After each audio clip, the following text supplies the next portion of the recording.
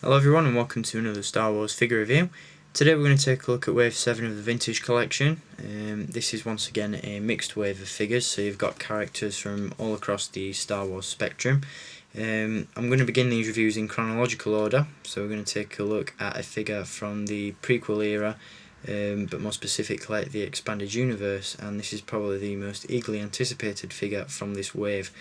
That is of course this guy, the ARC Commander, or better known to you and I as Captain Fordo from the original Clone Wars micro series by Genndy Tartakovsky, I believe it's pronounced, that aired on the Cartoon Network in around 2003 to 2005. It was a really good series. It was basically a series of very short, I think there were 10-minute episodes, and eventually when Season 2 debuted, the episodes were extended, so you got more of a story in one episode, which was really good. If you haven't checked them out, then I do recommend watching them, as I said, the episodes were really good, and you do get to see this guy in a decent bit of action.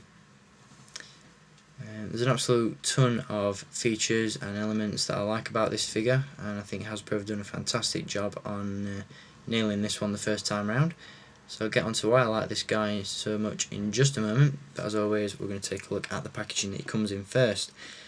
Now, to say this is a figure that I was really looking forward to picking up, I'm not too impressed with the card back. For one, I'm really not a massive fan of the Expanded Universe logo that's on top of the card. I'd have much rather seen a Clone Wars logo in place of that.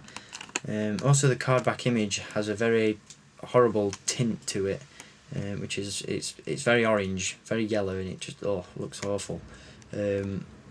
Especially considering that the nameplate on the card and also the back of the bubble is also orange. You know, it's very monotone in some ways. There's not much diversity in terms of colour, which I'm not too keen on. So, as you can see, the image on the card back is a Photoshop mock-up, as we don't see the ARC Trooper commanders in action in the films. On the back of the packaging, you've got a paragraph about the vintage collection itself, as well as an image of the first release of a red ARC Trooper, which was from 2003, I believe, in the realistic lineup of Clone Wars figures. And you also have the rest of the wave featured along the bottom. Now, there are a couple of figures that I'm missing from this wave, and that's Logray and Barriss Offee. They're not too high on my wants list at the moment, but I'll probably pick them up at a later date and review them sometime in the future. So there you go, but reviews on the rest of the figures in this wave will be coming soon. So there's the packaging for the ARC Trooper Commander. Not my favourite by any means, but certainly not the worst. So there's the packaging. Onto the figure. I'll start with the basics and then I'll get onto the more complex elements of the figure. For the most part, this guy is a combination of new and recycled parts. He uses the body sculpt of the generic clone that was released in Wave 6 of the Vintage Collection. The only differences are a few added paint applications, a new helmet and a new head sculpt underneath, a new pauldron, a new belt, and a new softgoods K-mat, as well as new pistols. So since it's based off a truly awesome sculpt, the articulation is absolutely flawless. He has a ball jointed neck, ball hinged shoulders, elbows and wrists, a ball jointed torso, ball hinged hips, ball hinged knees and ball hinged ankles.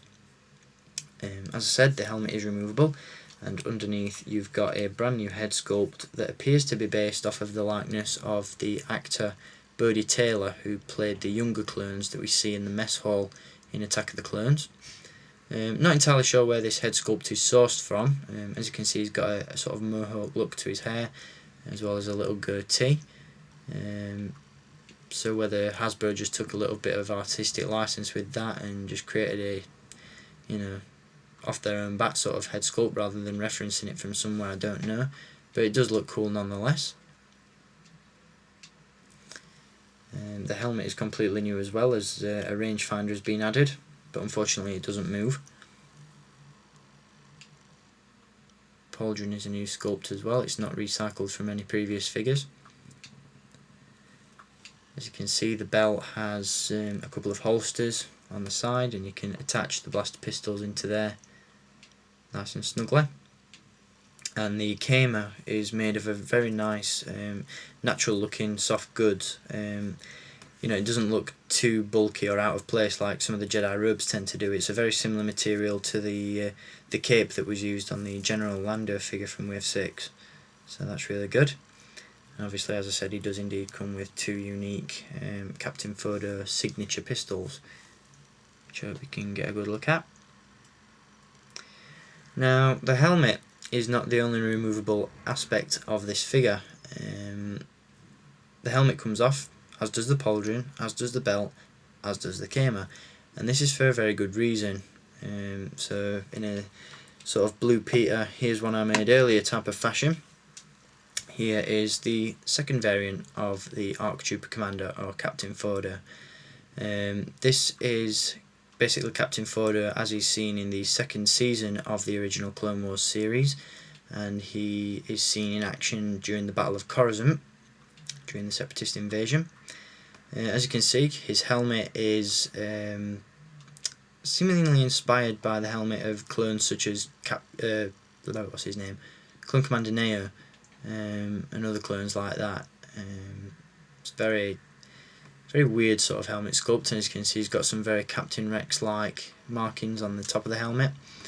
He also has a unique bandolier strap and pauldron, and as you can see, the Kama is now absent.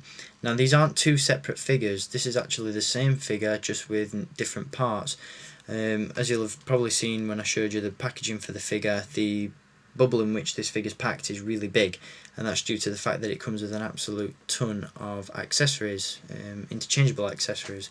You do get a spare helmet and a spare pauldron with this one to swap out, and as I said, featuring two different variations. So not only do you get your season or sort of phase 1 Attack of the Clones style gear for Fordo, but you also get this season 2 phase 2 sort of armour as well, which looks very good.